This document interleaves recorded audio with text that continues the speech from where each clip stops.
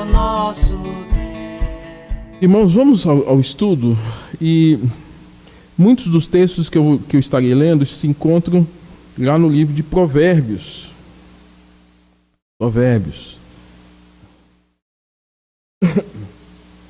Mas eu quero também estar fazendo menção de Gênesis capítulo 21, verso 8 ao verso 11. Então vamos abrir Gênesis primeiro, depois os textos de Provérbios que eu for citando aqui, para que nós estejamos estudando a palavra do Senhor, né? Aí quero chamar a atenção principalmente aos casais, né? Os casais da igreja. Se você está podendo aí compartilhar o link, compartilhe o link com algum casal e fala, participe hoje lá, que o pastor tem uma palavra sobre casamento, e o meu tema hoje é desentendimento conjugal. Então, algo muito importante que os casais precisam estar atentos. Então vamos estar estudando hoje, desentendimento conjugal. O que a Bíblia fala sobre isso, como é que a gente deve lidar com essa questão, né, que é séria, né? Então, se você puder, que está em casa aí, compartilhe o link, né, com algum casal, alguém que você conhece, que precisa dessa orientação bíblica também sobre vida conjugal, tá bom?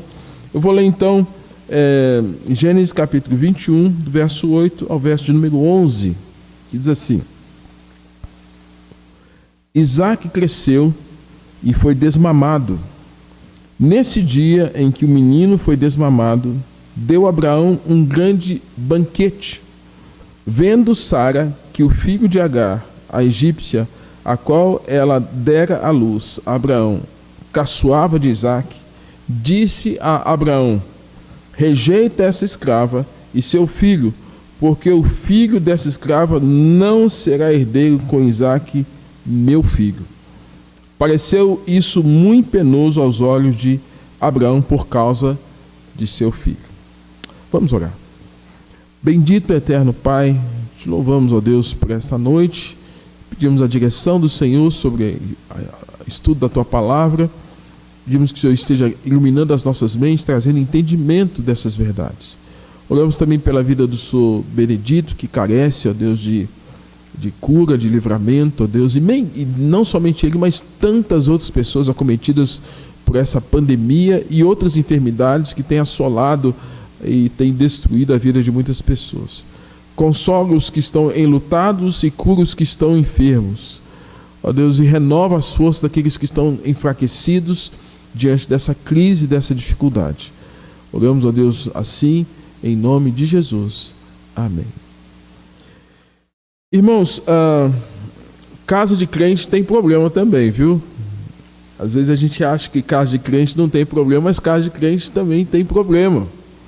E o texto que eu li, ele faz referência à casa de Abraão. E nós comumente sabemos que Abraão é chamado de quê? Pai da fé. Na casa de Abraão teve um grande problema. E o problema foi criado quando a dona Sara, eu gosto de dar nome, né? Porque às vezes a gente, nossa, a Sara, quem é essa Sara? A dona Sara, aquela lá da Bíblia, lá de Gênesis. Quando Deus havia feito uma promessa para Abraão, que ele seria pai de muitas nações, mas essa promessa demorou 25 anos. E eu sei que as mulheres não são ansiosas, vão me matar por causa disso, né? E na ansiedade da dona Sara, ela falou assim: meu marido, está demorando muito vir essa promessa, toma a nossa serva Agar como sua mulher, né? E o filho dela será o nosso filho. A ideia até que foi boa, porque a princípio, digamos assim, ela teria nos braços uma criança, mas foi uma ideia muito corajosa dela de entregar o ouro para o bandido. Ela entregou o marido para Agar. E Abraão, entendendo que aquela era uma palavra, ele vai e faz aquilo que na verdade Sara sugestiona, né? Juntou a fome com a vontade de comer, né? E aí o que acontece? Abraão se deita com Agar, tem um filho com Agar, e esse filho vai se chamar Ismael. E a Bíblia depois vai detalhar que posterior a isso, Deus vai cumprir a promessa, dar o filho para Abraão e Sara, não Agar, não Ismael, mas o filho da promessa nasce. E eu fico pensando, talvez aí, Isaac com uns 5, 6 anos, não, Ismael com 5, 6 anos, Isaac talvez aí com uns 2 anos, 3 anos no máximo. E havia no contexto da cultura hebreia, né, da cultura daqueles dias, que quando a criança era desmamada, havia uma festa. Né? Hoje a gente faz muita festa quando a criança está deixando a chupeta, está conseguindo fazer o número 1, o número 2, a gente faz até aquela festa, oh, que legal, né? Agora está fazendo certinho. Parece-me que naquele momento em que Isaac está sendo desmamado, tem uma festinha de aniversário, uma festinha dentro de casa. Está a dona Sara, está Abraão, está Agar, certamente alguns convidados. Não tinha balãozinho, porque balãozinho é coisa dos nossos dias, né? Mas tinha os apetrechos certamente daqueles dias. E aconteceu que, gente, briga de criança, pai que entra em briga de criança, ou pais que entram em briga por conta de briga de criança, eu falo que são pais infantis, não tem maturidade, porque as crianças, elas brigam umas com as outras, depois elas estão de bem. Às vezes as crianças brigam e os pais depois ficam chateados com um com o outro. Aí os pais é que ficam de mal daqueles outros pais que, porventura, houve algum tipo de atrito, de conflito com os filhos. Não entra em briga de criança à toa. É fato que você tem que se proteger quando tem alguma agressão, é proteger, mas entender que houve uma arte, houve um excesso daquela criança que os pais dela que tem que corrigir. Né? E o que acontece, gente, é que quando está acontecendo isso, Ismael, que é o mais velhinho, vai caçoar de Isaac. Aí a dona Sara, ao ver Ismael caçoando de Isaac, não gostou. Ela foi tirar satisfação com quem? Com Abraão, e chegou para Abraão e falou assim: Abraão, manda essa mulher embora. Eu não quero a mulher aqui não. Essa mulher, eu não quero ela perto de nós não. Ou seja, houve um problema, um desentendimento do casal. Mas, gente, se lembra, quem é que deu a ideia lá atrás? Foi a dona Sara. A dona Sara que deu a ideia para que Abraão se deitasse com Agar, tivesse um filho com ela, falou: o filho que você for ter com ela vai ser o nosso filho. Agora ela não quer nem Agar e nem a criança por perto. E aí a Bíblia fala, irmãos, lá no verso de número 11, né, que pareceu isso muito penoso aos olhos de Abraão por causa de seu filho. E lembre-se que Abraão ostenta o título de quê? De pai da fé. Nós hoje somos chamados descendência de Abraão porque temos a mesma fé que Deus deu para Abraão. Isso mostra, irmãos, que primeiro a Bíblia não esconde os problemas que tem na casa de gente crente. A Bíblia não esconde. Não esconde as imperfeições, as decisões mal tomadas, decisões erradas, porque Deus é um Deus que está sempre trazendo correção para essas decisões e para esses conflitos que possam haver no meio do caminho, como muitos houveram. Muitos conflitos, muitas decisões erradas que depois mudou o rumo de uma história completa. Mas eu quero que a gente pense nesse texto aqui, nesses versos aqui, como Abraão sendo alguém que está com um desentendimento com a esposa. Pensar nesse texto aqui como Sara num desentendimento com o marido.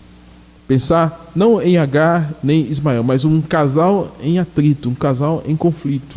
Vamos pensar dessa forma. E aí, gente, o que pode acontecer quando existe desentendimento conjugal? Tem muito a ver com o que nós começamos a falar semana passada, com a má comunicação. A má comunicação no casamento tem causado grandes estragos na família.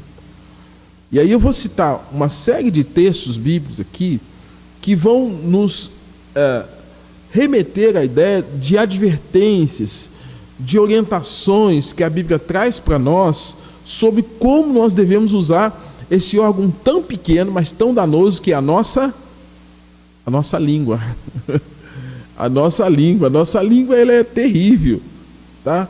Então, se vocês puderem me acompanhar aqui, eu não vou seguir na sequência de abrir todos os textos, porque eu tenho eles anotados, mas se você depois puder, anota, vai anotando e vai me acompanhando aqui. Eu vou ler boa parte deles dentro do livro de Provérbios, tá bom? Então, Provérbios vai dizer assim, capítulo de número 18, verso 21, assim: a morte e a vida estão no poder da língua. O que bem a utiliza come do seu fruto.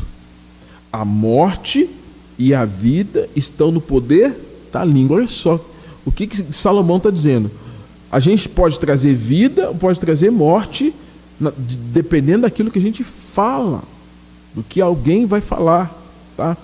Provérbios capítulo 6, verso 2, diz assim: estás enredado com o que dizem os teus lábios, estás preso com as palavras da tua boca.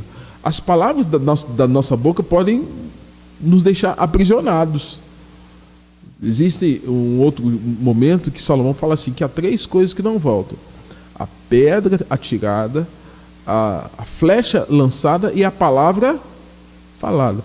Falou, não tem como o quê? Voltar. Então você tem que saber como usar a língua dentro do casamento, porque muitas vezes o mau uso da língua dentro do casamento, gente, é um grande problema. Provérbios capítulo 10, verso 8 fala assim, 10, 8: os sábios de coração aceitam os mandamentos, o insensato de lábios vem arruinar-se. Mostrando que sensatez, ok, mas o insensato de lábios traz destruição. Quantas pessoas às vezes não destruíram as emoções, a vida de um filho, pais sobre os filhos, ou filhos sobre os pais, né? Às vezes alguns filhos insensatos que falam assim: eu não pedi para nascer. Ou então o pai que fala assim: você é um filho que não vai dar em nada. Gente, olha só que palavra pesada. Você não vai dar em nada. É um pai falando, alguém que tem autoridade falando que o filho não vai dar em nada. Que palavra mais insensata. Ou então um filho que não está honrando o pai, dizendo assim: pai, eu não pedi para nascer. Quem é você para mandar em mim? E palavras como essa, irmãos, são palavras insensatas.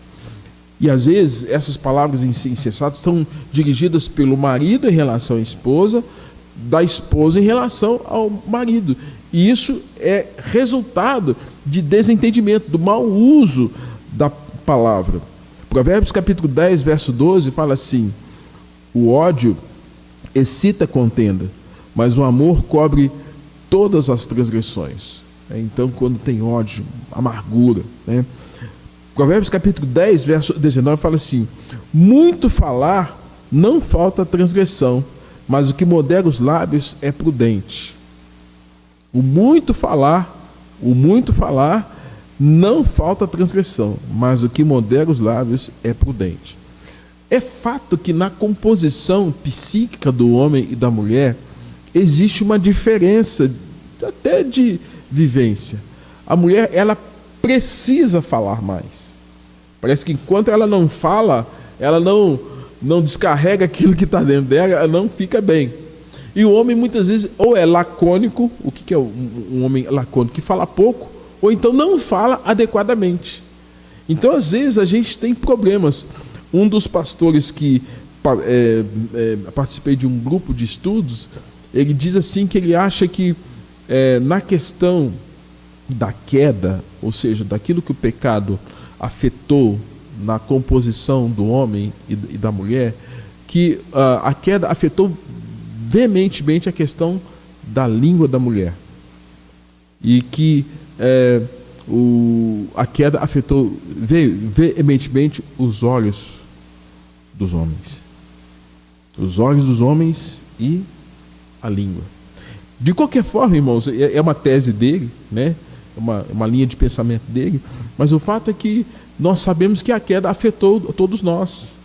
E às vezes a queda, ou seja, aquele pecado que foi cometido lá atrás por Adão e Eva, até hoje nós carregamos algumas marcas disso. Ainda que Cristo tenha nos redimido e nos trazido a palavra de salvação, nós precisamos entender que todo o nosso corpo tem que ser instrumento de justiça e não instrumento para o pecado, né? E aqui, o mau uso da língua dentro da vida conjugal, dentro da família, dentro do casamento, é um grande prejuízo para a família como um todo. E aqui nós estamos vendo, por exemplo, esses textos, Provérbios capítulo 13, 3, fala assim: o que guarda a boca conserva a alma, mas o que muito abre os lábios, a si mesmo se arruína. Gente que fala demais. Que fala pra gente falar. Está falando pelos cotovelos, né? Gente que fala demais. Né? Tem até um livro da Joyce Meyer, ela não é reformada, mas é um livro devocional, não vejo dificuldade. Ela fala assim, ela tem um livro chamado Eu e a Minha Boca Grande, né? O tema do livro é muito sugestivo, porque nos faz pensar o quanto às vezes nós usamos a nossa boca para falar coisas que não deve, né? Provérbios capítulo 15, verso 1 fala assim: a resposta branda desvia o furor, mas a palavra dura suscita a ira. A resposta branda. Alguém vem com uma palavra tão pesada, tão dura contra você, ao invés de você dar aquela respostona, aquela questão de mexeu comigo, né? Você dá uma resposta branda. Ela diz, a Bíblia fala que acalma, abranda o furor. E quantas vezes, irmãos, nós precisamos aprender a lidar com respostas brandas dentro do casamento. Há quem diga que muitas vezes dentro do casamento, para a gente não falar besteira, a gente tem que pôr um copo de água na boca e ficar com ele lá. Enquanto a água estiver lá, você não está falando besteira, né? Porque você está se contendo para não entrar num conflito, por causa da fala, das palavras, né? Provérbios capítulo 15, verso 4, diz assim: a língua serena é árvore da vida, mas a perversa quebranta o espírito. A língua serena. Interessante isso, né? Às vezes a gente lida com pessoas que têm uma palavra tão dura, né? Tão difícil, tão intragável, que a gente não digere mentalmente. Tudo aquilo que a gente escuta passa pela nossa mente, né? E passa pela nossa percepção e a nossa apreensão, a nossa compreensão. Tal qual quando a gente come alguma coisa. Você comeu uma comida gostosa, passa aí pela boca, vai pelo esôfago, desce o estômago, e aí se assenta lá. O que é bom vai para o intestino grosso, que não for, o que é bom vai para o sangue, o que não for vai para o intestino grosso, para a gente excretar aquilo. Mas tem coisas que às vezes, tem coisas que a gente come e a gente não, aquele negócio fica voltando, não é? Tem coisas que a gente escuta que a gente não consegue digerir emocionalmente, mentalmente, psiquicamente. E quando a gente não digere, quando entra aqui e aquilo não cai bem aqui no nosso coração, aquilo fica, vai e volta. E aquela palavra que foi dita, que não foi bem digerida, parece que é como se fosse uma comida estragada. E às vezes você fica tentando regurgitar aquilo, né? Jogar aquilo para fora. Às vezes a gente devolve, joga para fora por meio da raiva, por meio de um comportamento ruim, um ato de agressividade. A gente devolve porque aquilo não foi bem digerido. Ao invés da gente, pera um pouquinho, eu sei que eu tenho que jogar para fora, mas não é diante dessa pessoa. Eu tenho que saber que essa palavra, eu tenho que jogar essa palavra fora, mas eu não devo devolver na mesma moeda aquilo que eu recebi. Já que eu recebi uma comida estragada, eu não vou dar uma outra comida estragada para o outro. E muitas vezes dentro do casamento, os casais passam a dar comida estragada um para o outro. E essa comida estragada são palavras que não são bem, que não são saudáveis. E a ausência de palavras saudáveis dentro de um casamento, isso traz muito desentendimento. Voltando para a história de Abraão e Sara, pensem vocês agora. A Bíblia fala assim que Abraão estava penoso, que a decisão de Sara foi penosa aos seus olhos. Eu fico pensando, Abraão, gente, o pai da fé, talvez não querendo aborrecer Sara, talvez não querendo entrar numa discussão pesada, mas olha o peso dele, mandar embora Agar e quem? Ismael. O peso dele, olha só que coisa pesada na casa do pai da fé chamado Abraão. Então, irmãos, o mau uso dessas palavras, elas são um grande problema. Tem mais 3 textos que eu quero citar, 4 textos, né? Provérbios capítulo 17, 1 fala assim: melhor é um bocado seco e tranquilidade do que a casa onde há fartura e cheio de contenda. Olha, nessas minhas andanças pastorais, eu já fui em casas muito simples, mas casas assim, cheio de paz, cheio de harmonia, não tinha tanta coisa na geladeira, a despensa não era tão cheia, mas tinha alegria, tinha harmonia, tinha comunhão da família. Mas já fui em casas tão luxuosas, que você ficava até sem graça onde é que você começava a pisar ali, de tão luxuoso que era a questão. Mas uma casa com contenda, com rixa, por causa de conflitos no casamento daquela família, filho brigando com o pai, brigando com o filho, casal de mal um com o outro. É exatamente esse texto aqui, tá?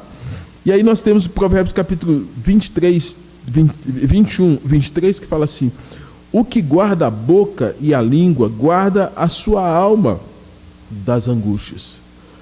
Que guarda a boca e a língua, guarda a alma de angústia. O que é angústia? É aperto no peito, porque eu não sei o que está acontecendo dentro de mim, porque às vezes é por causa do mau uso da língua, né? Provérbios 25, 11 fala assim: como maçãs de ouro em salvas de prata, assim é a palavra dita a seu tempo, né? Maçãs de ouro, né, em salvas de prata, de tão precioso, algo palatável, né? Um negócio, puxa vida, está sendo servido para mim uma boa palavra, uma palavra que me nutre, que me encoraja, que me levanta, que me ajuda, né, que me orienta, que me consola. Enfim, Deus está nos ensinando por meio disso. O que acontece? O mau uso das palavras, da comunicação, que gera desentendimento, faz com que algumas expressões sejam clássicas. O que são expressões clássicas? Que comumente os casais falam uns com os outros. E aí, define casais que se comunicam mal, tá? Por exemplo, casais que têm algum tipo de cobrança. E a cobrança é um nível de comunicação deficiente em alguns momentos. Então tem que saber quando é que se deve cobrar e quando não se deve cobrar. Tipo, algumas expressões que são ditas. Abre aspas, você nunca, olha só, o marido falando para a esposa, você nunca, ou você sempre. Gente, é muito forte isso. Usar essas expressões, você nunca, é como se você estivesse negando toda uma realidade vivida, ou de tempo de namoro, tempo de noivado, tempo de casamento, 5 anos, 10 anos, 15 anos, 20 anos. Você nunca. Então, tem aqui uma cobrança, como se alguma coisa ficasse em dívida em relação a quem está dizendo aquilo. Essa é uma comunicação inadequada. Tá?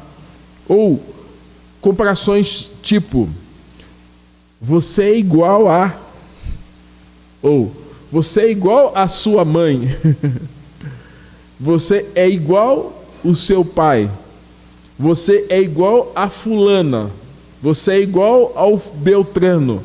Gente, essas comparações, elas não são saudáveis e são expressões que os casais usam e comumente. E uma coisa é a mãe e outra coisa é o filho ou a filha. E às vezes nós generalizamos, mostra a nossa ineficácia, a nossa ineficiência na nossa comunicação, tá? Ou então, aquela expressão como se a gente tratasse o outro como se fosse um ignorante. Às vezes a pessoa fez uma coisa tão dura, você me entendeu mal. Opa!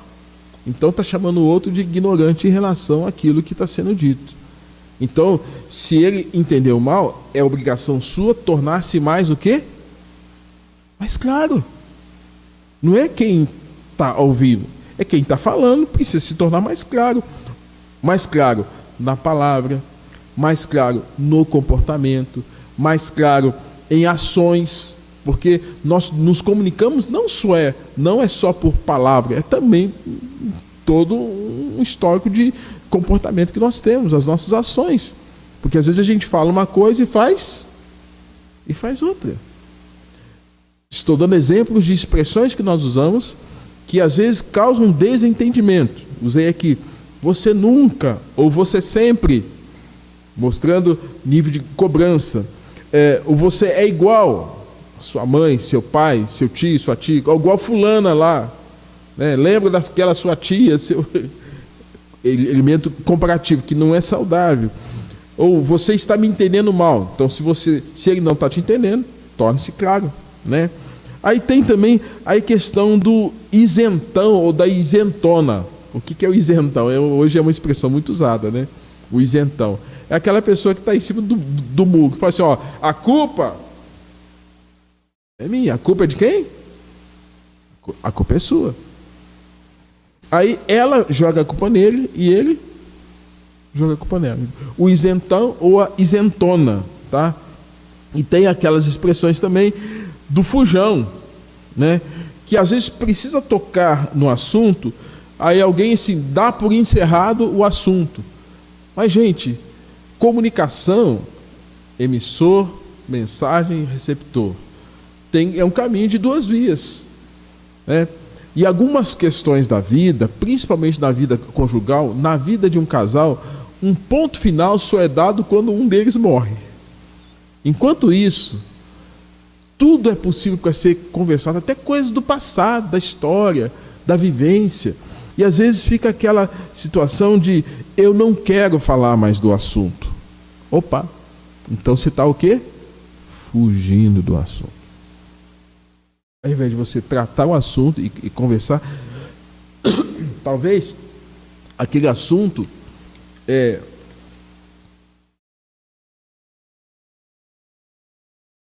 traga alguma lembrança dolorosa, traga alguma reflexão ou alguma situação, mas não significa que você deva dar um ponto final de uma coisa que não foi resolvida, né?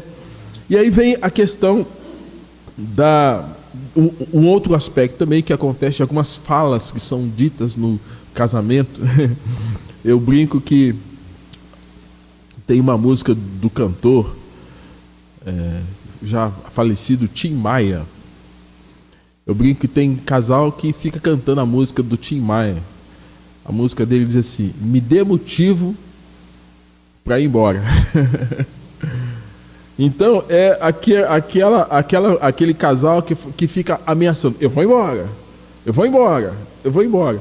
Ou então fica ameaçando, esperando um motivo. Aí tal com a música do cantor Tim Maia, me dê motivo para ir embora. Então é aquele casal que persiste em que haja alguma razão para sair fora, para pular, ou para sair do casamento, ou para sair daquela conversa, ou para sair daquela situação. E tem também, por fim, aquela questão do julgamento, né? Onde ela trata ele como se fosse alguém ignorante, ele trata ela como se fosse alguém ignorante, e o julgamento é usar, às vezes, uma expressão que às vezes é dura, que acontece: você é burra, você é burro, para não falar outras coisas. Você é burra, ou você é burro. Gente, se casamento, a Bíblia trata para nós como sendo agora homem e mulher, carne da mesma carne, porque de dois Deus faz um, e na matemática de Deus, de dois ele faz um, ele torna duas pessoas em uma só. Na matemática de Deus é essa, né? Na matemática de Deus é assim. E aí o casal começa a se agredir, então isso passa a ser uma autoagressão. Agredir a esposa com termos como esses é agredir a si mesmo. Agredir o marido com termos como esse é agredir a si mesmo. Isso é um grande problema e traz um grande prejuízo na vida conjugal. E aí os desentendimentos vão se acirrar cada vez mais por causa de expressões como essas, né? Esse texto eu gostaria que pudéssemos ler juntos aqui com os irmãos da igreja, Tiago, capítulo de número 1, verso de número 19. Tiago, capítulo de número 1, verso 19. Vamos ler juntos aqui com os irmãos, e quem está em casa, se puder aí, leia também aí em voz alta, né? Tiago 1, 19. Podemos ler juntos, irmãos, aqui? Leamos. Sabeis estas coisas, meus amados irmãos. Todo homem, pois, seja pronto para ouvir, tardio para falar, tardio para irar-se. Então a Bíblia está dizendo assim, olha, todo homem, aqui no grego a expressão antropos, mas na verdade é de maneira genérica, todo homem e toda mulher, todo servo e toda serva do Senhor, né? Todo varão, toda varoa, né? Todo homem esteja pronto para ouvir, tardio, demorado para falar e tardio para se irar. Então, como é que nós podemos manter o controle nessas questões quando tiver algum tipo de desentendimento? Como é que nós podemos manter o controle? É aprendendo com textos como esse aqui, ó. Ser pronto para quê? Para ouvir. Demorado para falar e tardio para se irar. Eu confesso que isso aqui para mim é muito tranquilo, até por conta de ser pastor, lidar muito com aconselhamento você tem que aprender a ouvir, e como psicólogo também a gente aprende a ouvir aí de maneira mais expressiva, né, mais técnica, entender o que o outro está falando, escutar o que o outro está dizendo e ter atenção para depois dar o suporte, dar ajuda para aquilo que o outro está dizendo para você. Porque o que o outro diz tem uma carga emocional, uma carga espiritual, tem um grau de ansiedade, um grau de apreensão ou uma expectativa de orientação, tem um desabafo, você tem que saber ouvir. Então, hoje em dia, nós temos tanta pressa de resolver os nossos próprios problemas que a gente não tem paciência para quê? Para ouvir as pessoas. E no casamento, você tem que ter paciência para ouvir. E muita paciência para ouvir. Gente, é no casamento que nós cumprimos a nossa maior missão.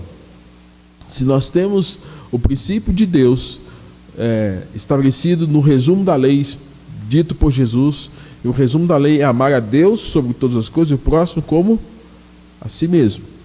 É dentro da família que nós mais aplicamos princípios como esse, porque é o lugar que a gente mais vive. Você não vive o maior tempo seu fora da família. Embora nós tenhamos responsabilidades como trabalho, escola, a vida comunitária como igreja, mas ninguém passa 24 horas dentro da igreja. Ninguém passa 24 horas no trabalho. Ninguém passa 24 horas estudando. Mas é provável que muitas pessoas passem 24 horas dentro de casa. E que é dentro de casa que se aplica textos, dentre eles citados por Salomão, quando ele fala assim: o ferro com o ferro se afia. É dentro da família que nós vamos ter alguns atritos, e esses atritos ou vão melhorar a nossa vida ou vão nos deixar pior. E aí a dica aqui é que isso deixe casais melhores, né? Famílias melhores. Então, como é que nós vamos resolver esse problema de desentendimento relacionado à falta de uma comunicação saudável que faz com que as pessoas usem essas expressões de cobrança, de comparação, de esclarecimento, de estar já cheio de si? Como é que nós vamos lidar com isso? A Bíblia dá o remédio para nós. Tiago, capítulo de número 1, 19. Então, o que nós temos que fazer? Decidir fazer. Então, para manter as coisas sob controle. Primeiro, decida-se permanecer aberto ao que o companheiro tenha para dizer. O com disposição de admitir erros legítimos de sua parte. Então, para que você tenha um relacionamento saudável, esteja aberto. E aberto é estar pronto para ouvir, esteja pronto para ouvir. Ainda que o outro fale coisas que você não gosta, se você não tiver capacidade para ouvi-lo, ouvi-la, evidentemente não vai ter nunca uma comunicação. Aí Amós, capítulo 3, fala assim, deixa eu ver aqui se eu estou dando a referência certa. Capítulo de número... Deixa eu ver aqui. Fala assim, como andarão dois juntos, se não tiver acordo? Capítulo 3, verso 3, Amós 3:3, fala assim, Amós 3:3, andarão dois juntos, se não houver entre eles acordo. O que é acordo? Acordo, um fala uma coisa, outro fala outra, um fala A, outro fala B, mas aí para sair uma coisa boa para todo mundo, nem tudo aquilo que o A fala, o B aceita, nem tudo aquilo que o B aceita, que o A fala, o B aceita, e vice-versa, e consequentemente costuram uma forma de lidar com aquilo. Fazem uma aliança, um acordo. Aí a Bíblia está dizendo assim, como é que vai ter acordo entre duas pessoas que não andam juntos? Como é que vai ter acordo com duas pessoas que não sentam juntos, que não se comunicam de maneira clara? Gente, está vendo a receita para muitos problemas dos casamentos dos dias de hoje? É fato que a falta dessa percepção tem trazido sobre muitos um grande problema. Então, decida-se permanecer aberto ao seu companheiro e aquilo que ele tem a dizer, com a disposição de admitir erros legítimos da sua parte. Esteja aberto, tá? Para construir aí um acordo. Segundo, decida-se ouvir sem interpor ou perder o controle da situação. Decida-se ouvir sem interpor e perder o controle da situação, né? A ideia é, deixa o outro falar. Se contenha, deixa o outro falar. Presta atenção naquilo que ele está dizendo. Não é ele falar e você tapar o ouvido, tipo assim, não é isso, não. Deixa o outro falar. E agora você vai ter o seu tempo de fala, o tempo para conversar, para contra-argumentar, para chegar num acordo. Então decida se ouvir sem interromper ou perder o controle da situação. Tá? Seja pronto para ouvir. Terceiro, ore e ponha a sua armadura espiritual. Quando eu dou estudo sobre enfrentamento espiritual, lutas espirituais, e até eu tenho citei aqui nesses últimos domingos sobre os inimigos de Israel, e os inimigos eram reais e espirituais, e Deus pôs em xeque todos os inimigos de Israel quando, por meio da Babilônia, venceu todos os oponentes de Israel, bem como a Síria, enfim. Quando nós pensamos em inimigos, nós temos que saber o seguinte: nós temos três grandes inimigos: a carne, o mundo e Satanás. A carne, nossa luta interna contra o pecado, dia a dia, que aí não tem que culpar ninguém, é você. A carne milita contra o espírito, porque as duas coisas são opostas entre si. Eu quero culpar fulano. Não, a carne é uma coisa sua. Agora, se você está vivendo de acordo com a direção do Espírito Santo e obedecendo a palavra, conhecendo a palavra, você está sendo fortalecido para não deixar a carne levantar. Segundo, o mundo. Aí o mundo está fora. Mas também o mundo, nós estamos nesse mundo, né?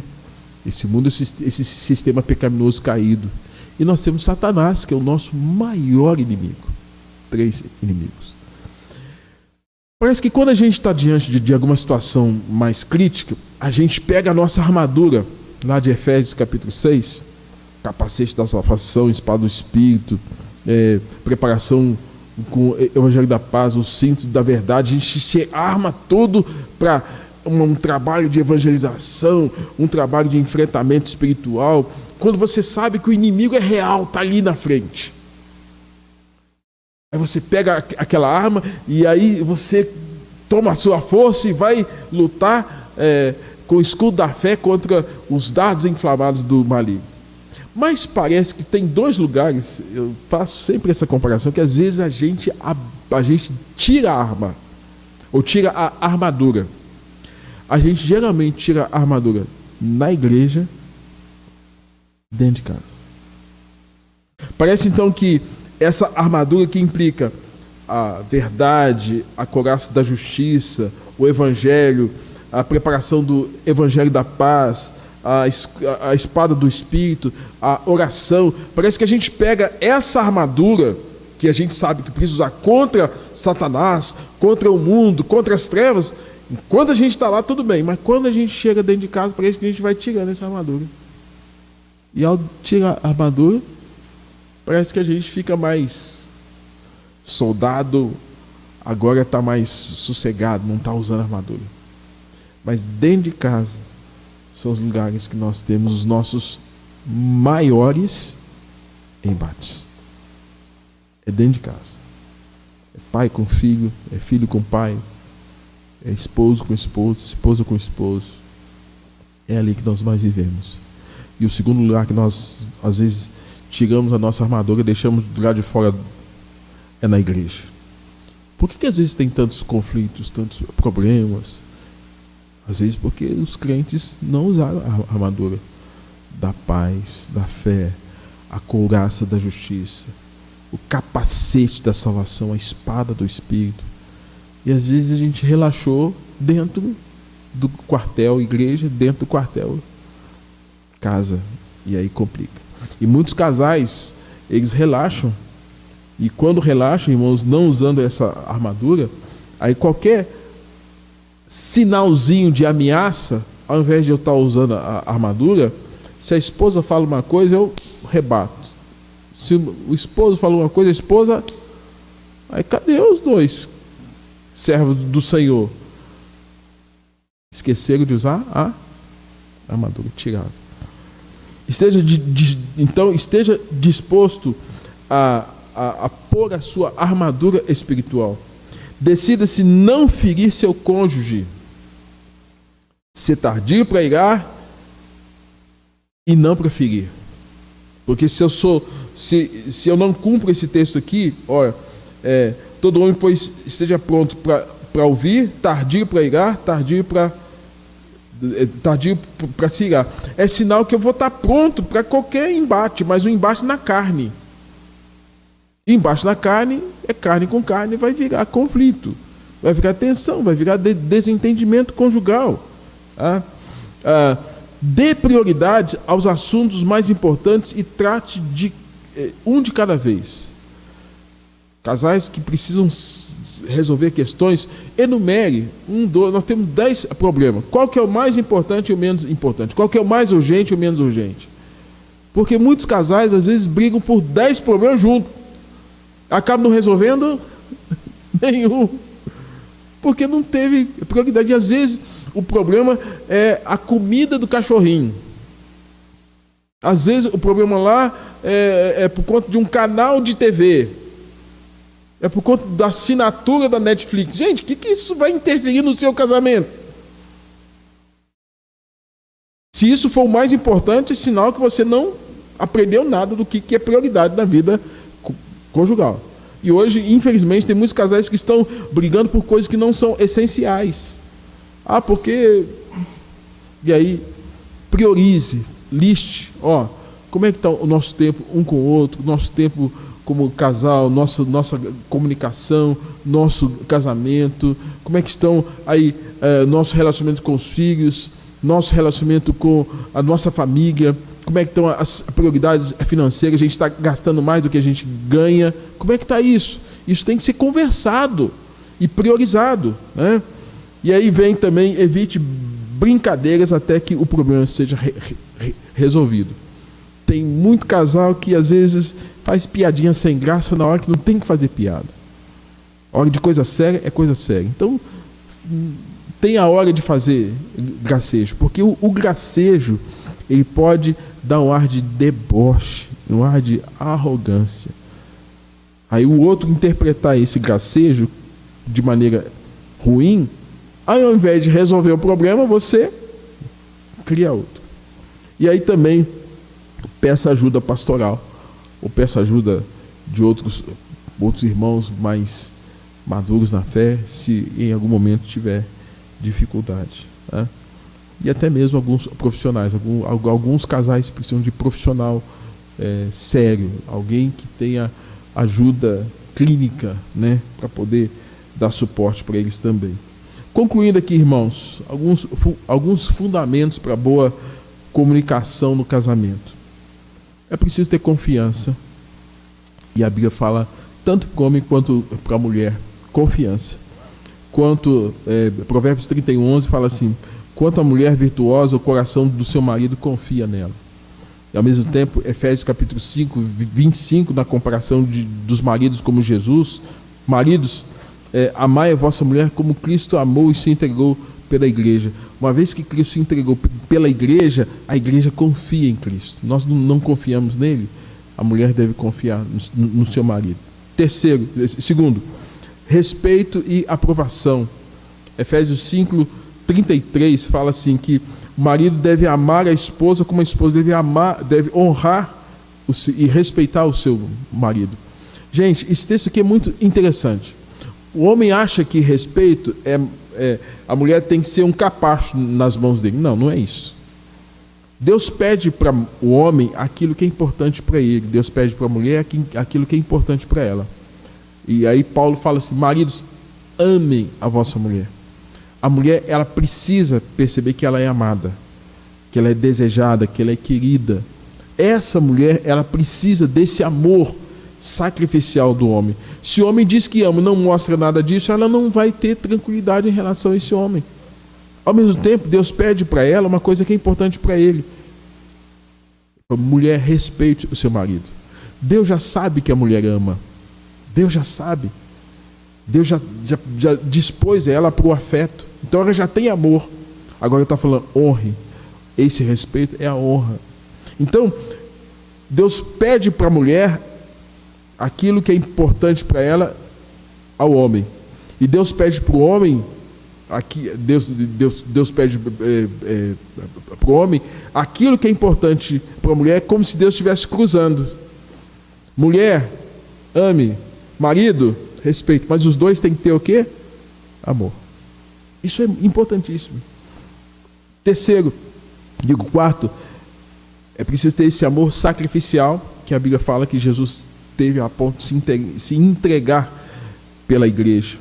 É preciso ter perdão, e esse perdão advém do fato de que Mateus capítulo 18, verso 21 e verso 22 fala assim: até quantas vezes eu devo perdoar ao que me ofendeu, ao que me feriu? E ele fala: até 70 vezes 7. O lugar que a gente mais perdoa é dentro de casa. Mais perdoa, mais tem que aprender a perdoar. E a Bíblia fala: aquele que muito perdoa, muito ama. Aquele que pouco perdoa, pouco ama.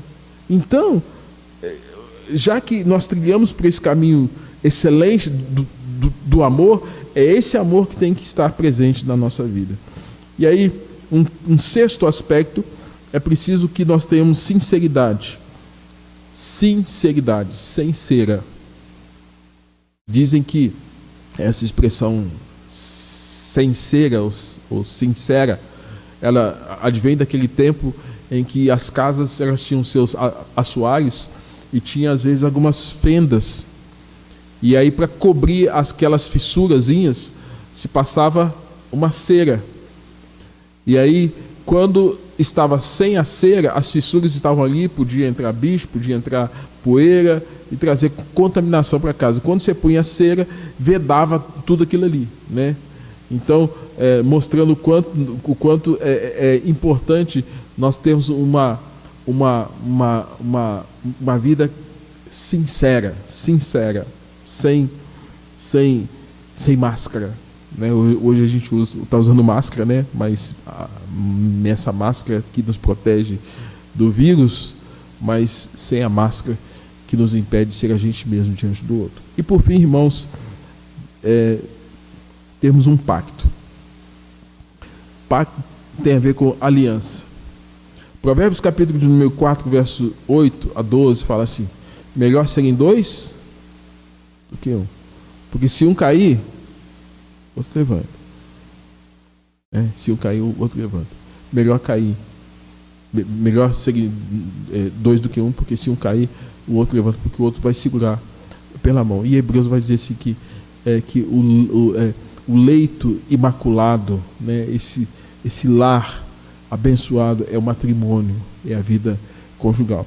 Então fica aí, irmãos, algumas dicas para os irmãos aí que estão nos assistindo, aqueles que porventura estejam em suas casas, que os irmãos possam estar atentos a essa reflexão nesta noite, que nos remete à ideia de que nós precisamos lutar juntos para que nós tenhamos famílias saudáveis e não entrarmos em desentendimentos que causem nível de separação, de confusão e de perturbação para a nossa alma, bem como o nosso relacionamento com o nosso Deus.